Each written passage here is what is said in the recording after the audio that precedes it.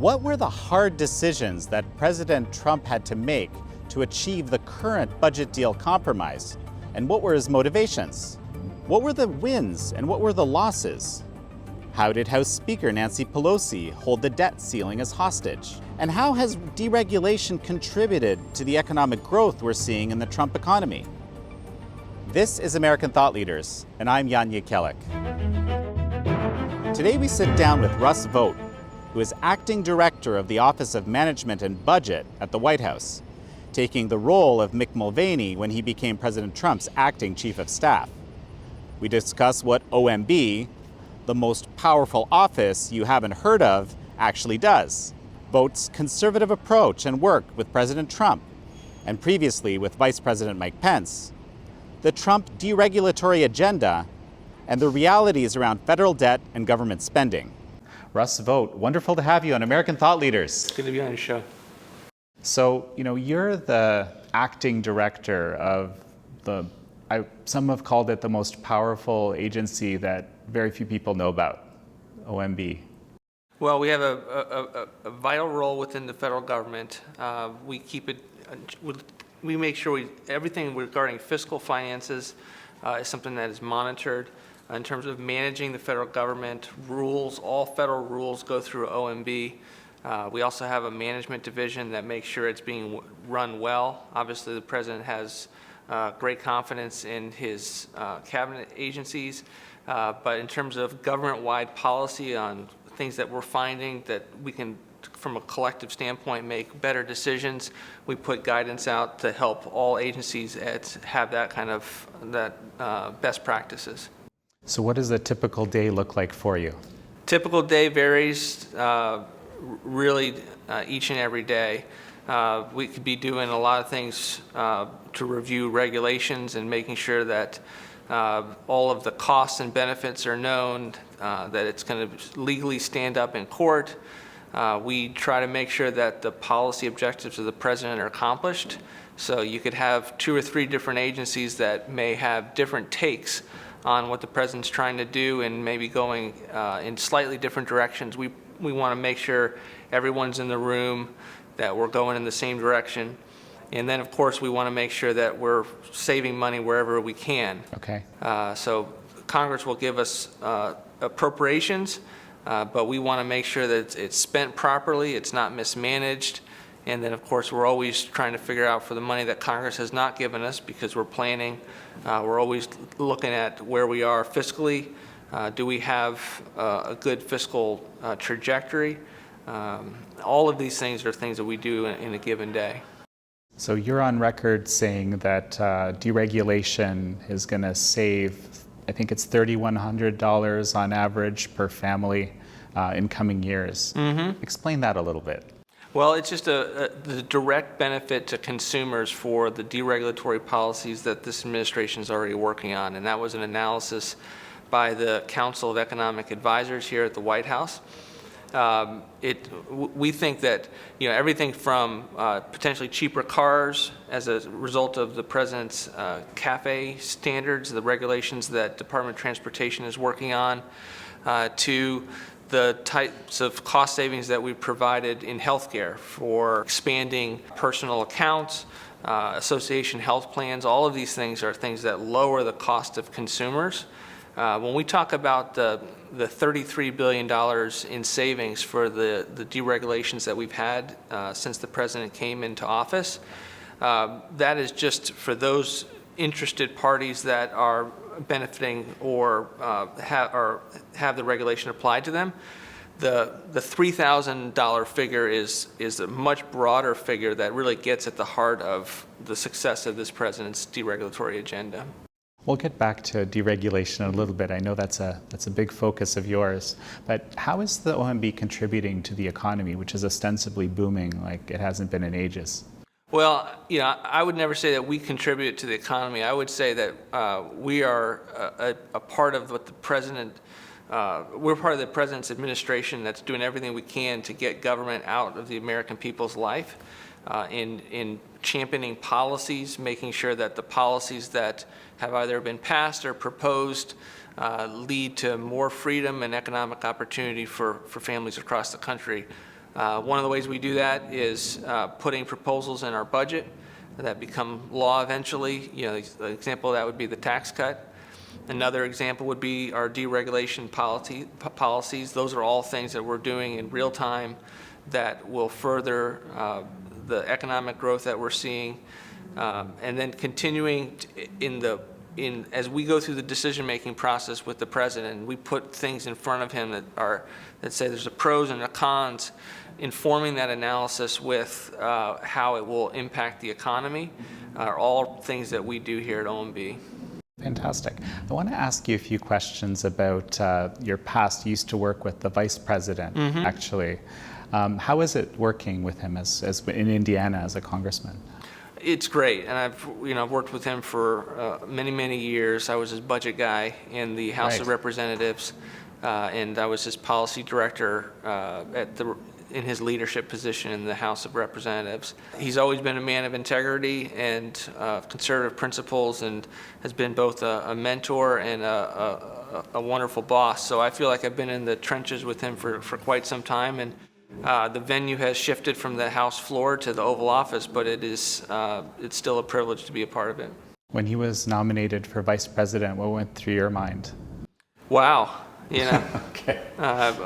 I knew that he was being discussed, but there's always a sense of surprise when you see someone that you've worked closely with be tasked with that kind of responsibility.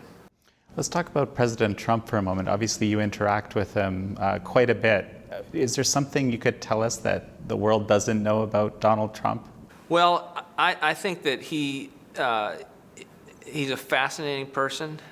He absorbs information quickly. He is an incredible quick study and gets a lot of people in the room, a lot of debate, makes a decision, is very confident about that decision, sees waste in the federal government basically wherever he goes. He has a similar bent to myself in that standpoint.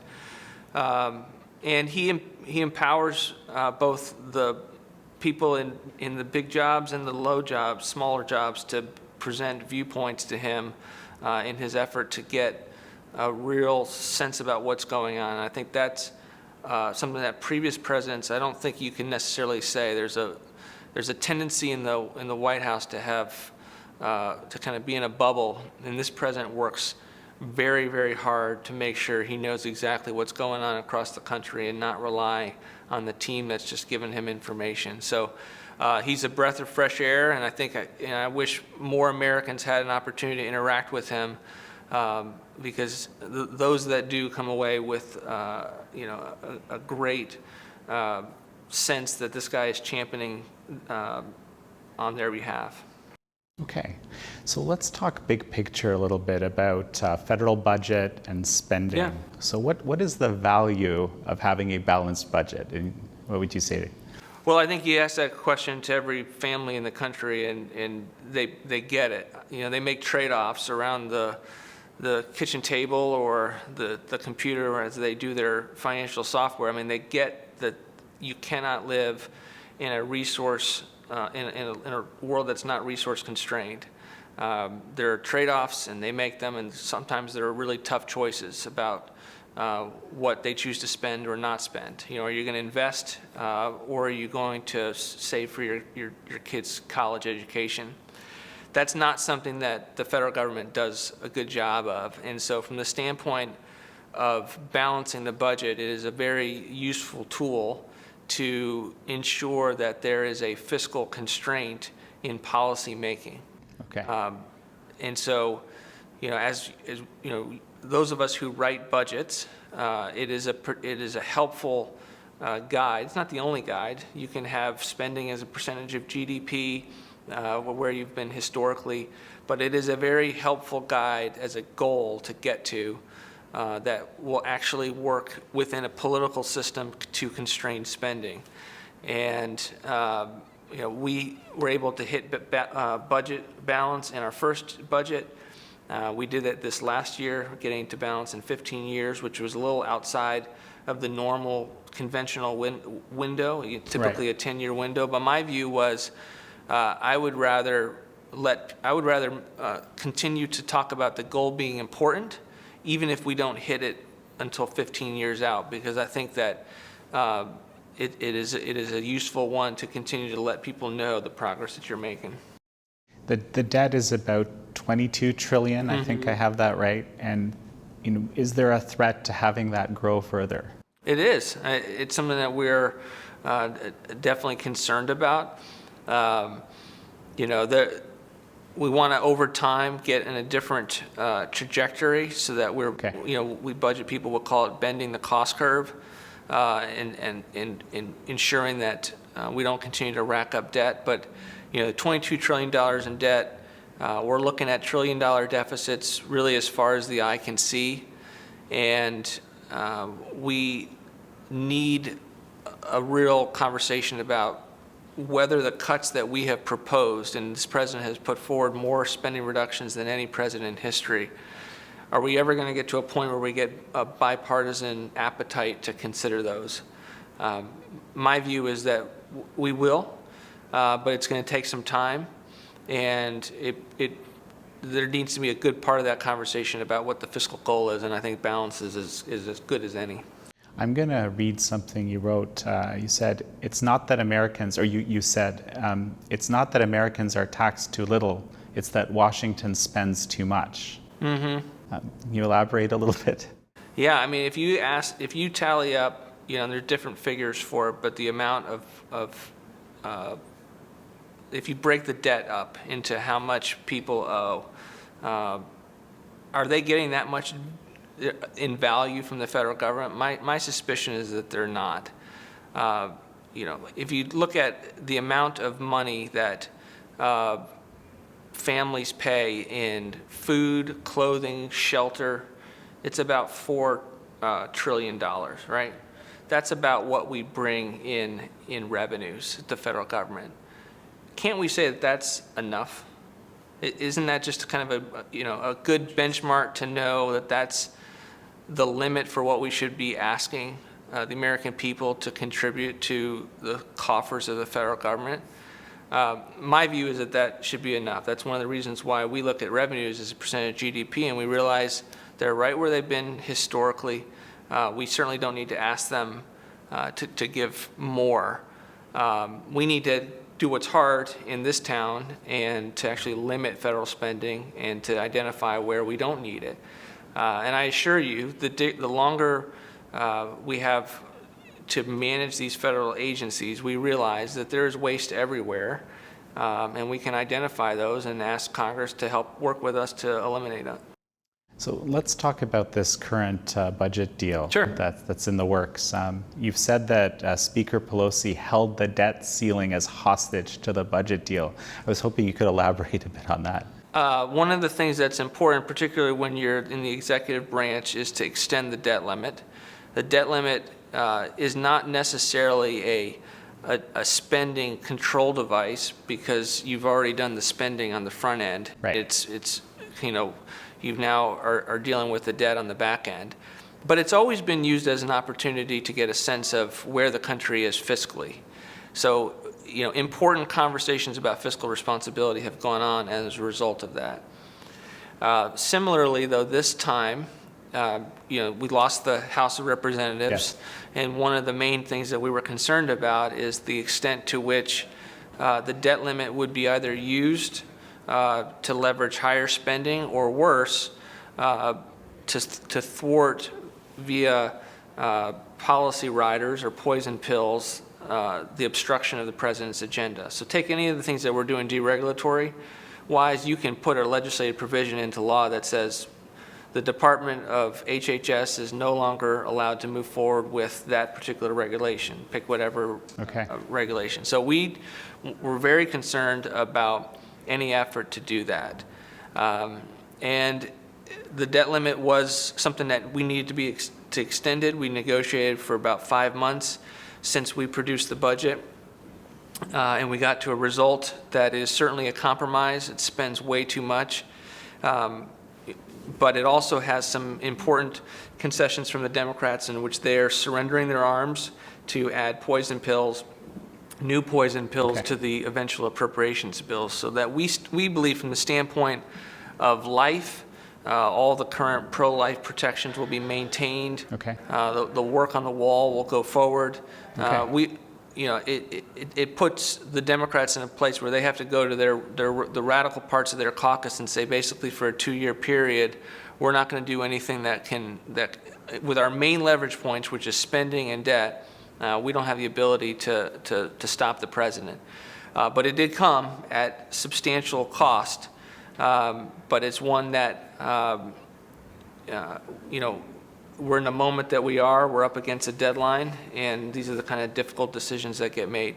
And the cost briefly was? $320 billion increase in the caps. Okay. That sounds a little bit worse than it was, in the sense that from a year-to-year basis, you're going up about $40 billion from fiscal year 19 to fiscal year 20. But if you, Okay. in our budget cap law, the caps were going to go back down to some extent an artificially low place. And so the actual increase from year to year is less than the $320 billion figure will sound, but it's still a lot of money. We didn't want to spend that money. We got a deal that we think in the moment serves the country well, but comes at some cost for sure. The fiscal conservatives probably aren't very thrilled with this. They're not, and I said yesterday, I totally appreciate all of the concerns that they have. They're doing the hard work of sounding the alarm bells. It's a job that we at OMB view as a shared job with them. The president makes hard decisions. This was a hard decision. He thought it served the country well in this moment to bless this deal. But the concerns that they're raising about the cost of the deal and the impact to the fiscal picture are not invalid. There has been a number of media reports, though, that the president does plan to, cut budget if he wins in 2020. And can you tell us a little more about the long-term plans? Yeah, first of all, I think the president is focused on the job, the 4-year term that he's been given by the American people. He's a steward of that time. I don't think he's looking ahead to a particular moment in time to get after the hard work. He has been proposing these spending cuts and reductions since he got here, and I was a part of those first few budgets as well. So he's proposed more spending reductions, $2.7 trillion in cuts he's proposed. We need a willing partner. His first year, his second year, his third year, his fourth year, hopefully the American people give him another term. But that work can start tomorrow. It could start in the future, but we do need willing partners to come along beside us and help us. And are any of these cuts towards the mandatory spending, Social Security, Medicare, Medicaid, this sort of realm? They are more mandatory spending cuts than any president's budget in history. They made certain commitments on the campaign trail. They are fully consistent with those spending commitments. We don't do anything to impact the Medicare benefits of particular beneficiaries, but we do have reforms in Medicare. Mm-hmm. So we extend Medicare by 8 years, the Medicare Trust Fund, just by lowering the cost of drugs, just by eliminating waste and abuse within the Medicare system, whether that is the amount of money that Medicare hospitals get for not collecting what they need to from delinquent payers. That's the kind of thing that we say, the federal government shouldn't have to pay more than a private insurer would for that type of benefit.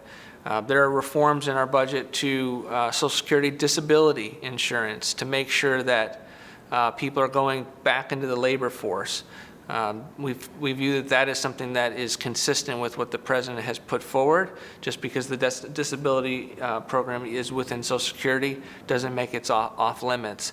So again, most people think, look, we haven't touched the main mathematical drivers of our debt and deficits. That's not true. We've put forward more than any other president in history. But I would just also use the question to also talk about the fact that discretionary spending is also a real big important. Okay. So many fiscal hawks will say, if discretionary spending is not important, we just need to focus on mandatory, and I would reject that view. The government that you see that interacts with the American people's life, the one that regulates them, the one that takes away their freedom, the one that goes to the farmer and says, this little puddle in your backyard is actually a wetland that needs to be regulated by the federal government and EPA. Those are all funded through discretionary spending, and so I believe that there's an important for us, if we're ever going to tackle our debt and deficits, to be going after discretionary spending as well. Okay, very interesting.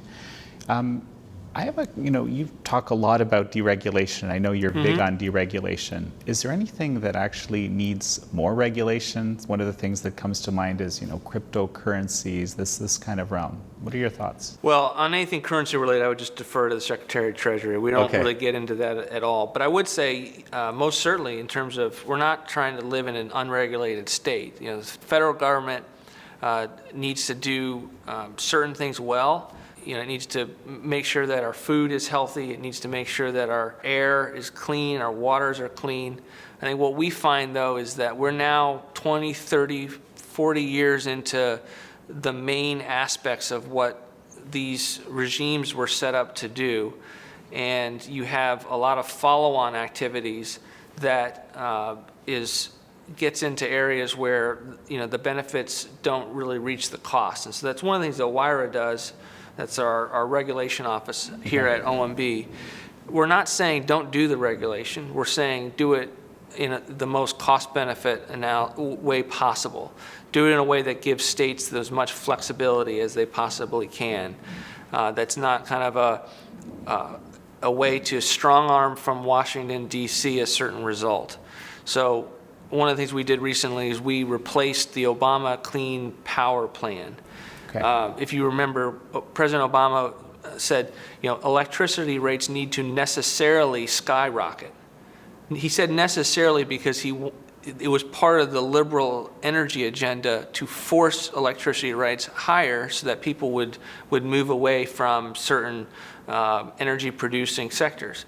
Our view was that that's not a way to have cleaner energy in a free society.